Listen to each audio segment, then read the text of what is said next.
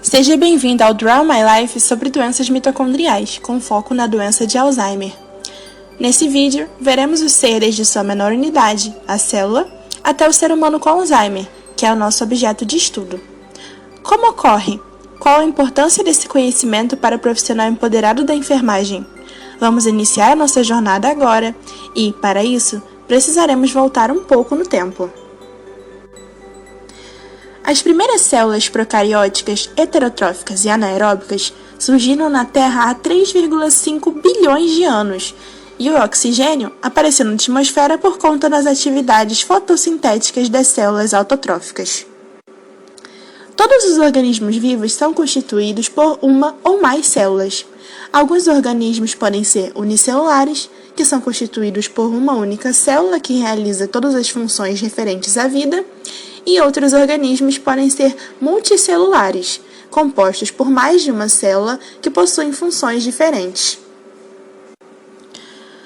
Os procariontes são autotróficos e pegam o carbono a partir do CO2, e outros são heterotróficos, que têm carbono a partir de compostos orgânicos de outros organismos. As células eucariontes teriam englobado células bacterianas em um processo chamado de simbiose, no qual a célula fornece proteção e nutrientes e o micro-organismo oferece um bom uso de energético através do processo de respiração celular, por isso é vantajosa.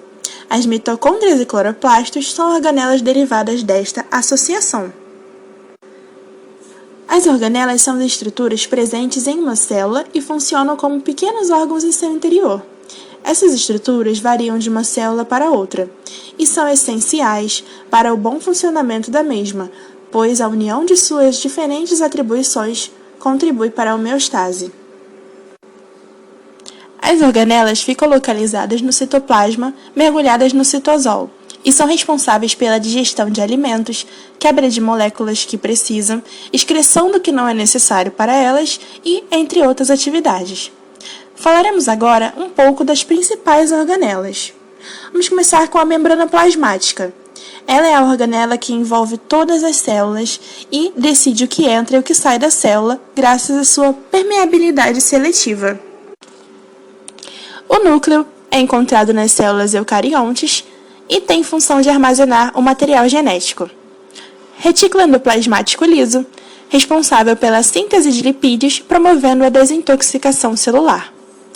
Retículo endoplasmático rugoso, sua principal função é sintetizar proteínas e transportá-las para outros locais fora das células.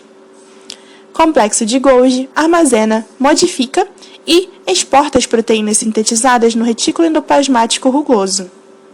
Os lisossomos são responsáveis pela digestão celular. Essas organelas possuem enzimas que degradam as substâncias dentro da célula. Peroxissomo tem função oxidante, pois transforma água oxigenada em H2O. E as mitocôndrias, que são organelas complexas, presentes em células eucarióticas, possuem o próprio DNA e o próprio ribossomo. Elas são responsáveis pela respiração celular e pela produção de mais de 90% de energia das células, em forma de ATP, adenosina trifosfato. As células precisam dessa energia para manter um bom funcionamento, pois constituem tecidos, órgãos, sistemas, e não havendo energia suficiente, pode resultar em mitocondriopatias ou morte celular. Que tal aprendermos um pouco mais sobre doenças mitocondriais? Como dito anteriormente, a mitocôndria é uma organela das células eucariontes mais importante para a homeostase, o pleno funcionamento da célula. Está presente nos animais, seres humanos, plantas, algas, fungos ou protozoários. É responsável por produzir energia para a célula através da produção de adenosina trifosfato, usando oxigênio e nutrientes. Células que precisam de mais energia, como cérebro, coração e músculo esquelético, possuem um número maior de mitocôndrias. Mitocondriopatias são doenças ou disfunções que não têm cura, que são causadas pelo mau funcionamento das mitocôndrias. Qualquer órgão pode ser afetado, pois todos precisam de energia para seu funcionamento. Os sistemas de órgãos que são mais suscetíveis de serem afetados, consequentemente, são aqueles que necessitam de uma grande quantidade de energia para funcionar. Patologias relacionadas ao DNA mitocondrial podem afetar um único órgão ou de forma multissistêmica, se apresentando na infância ou na fase adulta, sendo herança materna ou mendeliana.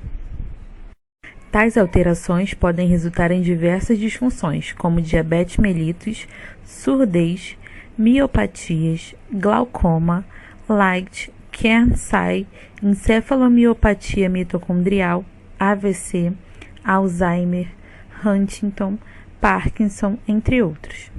O diagnóstico se dá inicialmente buscando parentes com sintomas semelhantes, testes bioquímicos para buscar alterações resultantes da disfunção das mitocôndrias.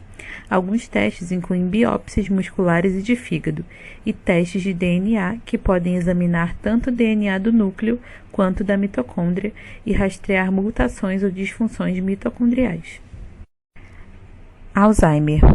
Uma das mitocondriopatias é o Alzheimer, que se caracteriza por uma disfunção sináptica em regiões do cérebro críticas para o aprendizado, a memória e também por prejuízo na homeostase de cálcio, no metabolismo energético e aumento na produção de espécies reativas de oxigênio.